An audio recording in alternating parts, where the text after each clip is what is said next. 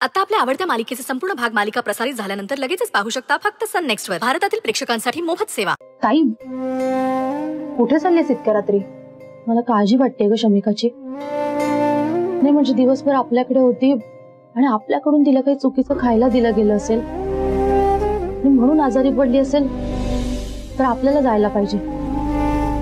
मी जाते अजिंक्य सरांकडे. थांब मी पण येते.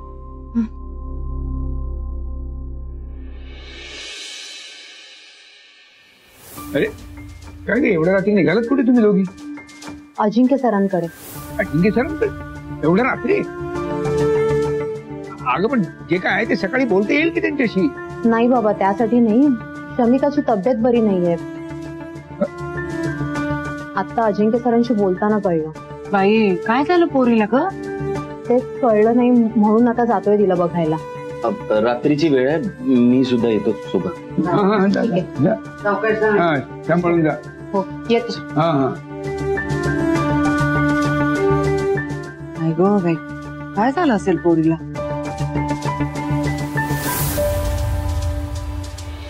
बरं व्हायचं नाहीये का शमिका तुला? डॉक्टरांकडे पण जायचं नाहीये, औषधी घ्यायचं नाहीये. नाही मग करायचं काय नक्की शमिका?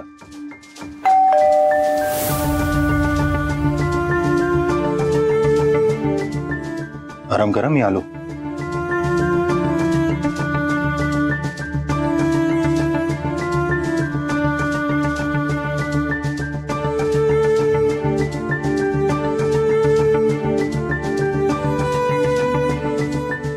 तुम्ही? काय झालं शमिकाला? कुठे आहे ती? आहे आतमध्ये. मी जाऊ का आतमध्ये? या.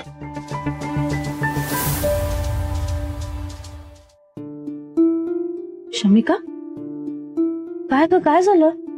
हा काय झालं हिला? माहित नाही काय झालंय, सतत उलट्या करतेय, कणकण पण आहे थोडीशी.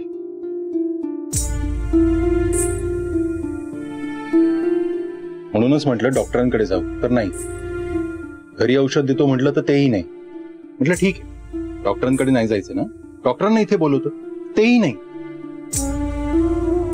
मला फक्त त्रास द्यायचं ठरवलं तिने, दुसरं काय. अहो ठीक आहे, नका ओरडू तिच्यावर. आणि लहान मुलं नाहीच घेत औषध. तुम्ही तिला जिभेखाली ठेवायला लवंग दिलीत का? काय लवंग?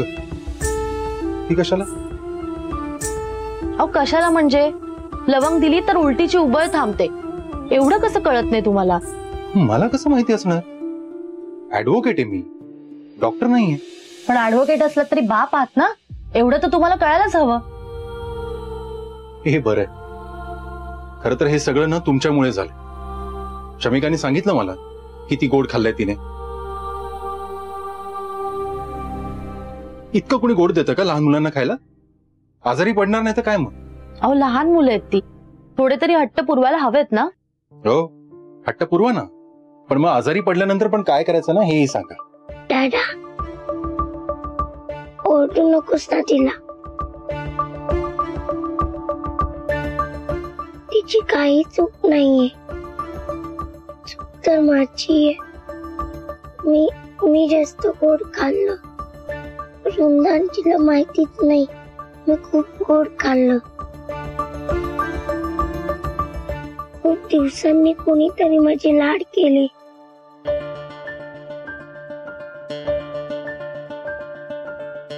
मला मम्माची आठवण सुद्धा आली नाही.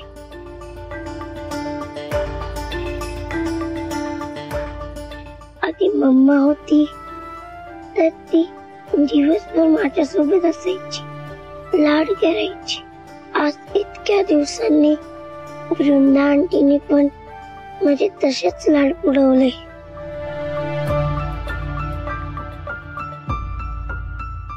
प्लीज तिला ओरडू नकोस ना. तू म्हणशील ते करेल मी. तू इंजेक्शन आण, कडू औषध आण, पियल मी. पण तिला काही बोलू नकोस. प्लीज ओरडू नकोस तिच्यावर. शमिका तू झोप आता, आराम कर.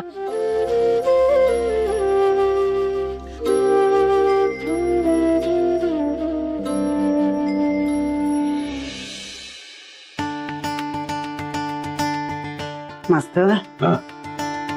नका काळजी करू, येतील आता. हा नाही नाही. काळजी असं नाही, पण एकदम जुन्या आठवणी आल्या. 5 मुली, पण तरी बरं माझी वृंदा आणि ओवी मोठे झाल्यानंतर त्यांची आई गेल्यानंतर सगळ्या जबाबदाऱ्या अगदी न सांगता स्वीकारल्या. पण तरी माझा जीव काय शांत बसतोय. घरात जरा जरी कोणी आजारी असलं ना तरी येऊन नुसता कासावीस व्हायचा माझा. अगदी कोणाला ताप जरी आला तरी अक्षरशः तारांबळ उडायची माझी. हो हो. खरंय, खरं बोलला ते. माझी तिघं काही कमी आहेत मास्तर. त्यातनं गुड्डी बाई तुम्हाला सांगते, इतकी हट्टी ना, स्वतःला हवं तेच करायची आणि मग सारखे आजारी पडायचे बघा. तुमच्या हाताशी तरी वृंदा ओवी होत्या. हो. मी तर एकटी बाई कसं सांभाळलं बाई त्यांना. माझं मला माहिती किती धावपळ झाली असेल काय सांगू तुम्हाला. वेडी व्हायची मी वेळ आली होती, वेडी. खरंय. आता ही शमिका बघा ना, आली आपल्याकडे. दुसऱ्याची पोट, पण तरी आपल्या मनात घर केलंच ना पोरीनं. हो बाई केलं. तर ते आजारी आहे म्हटल्यावर काळजी वाटणारच. होय हो. ते अजिंक्य साहेब तर अगदी घाबरले असतील. हो हो. हो, पण तरी तुम्हाला सांगतो, बाप काय किंवा आई काय, एकटे असल्यानंतर मुलांच्या लहानपणी त्यांच्या आजारपणामध्ये हातबल होतातच. पण तरी एक बरं आहे, आईला मुलांची भाषा कळते तरी. हा, कारण बापापेक्षा 9 महिने जास्त एकत्र असतात ना. खरंय. पण खरं सांगतो असाल तर ते मला वाटलं नव्हतं आपल्या मुलांच्या नशिबी हे असलं एकटे पण इतक्या लवकर ये.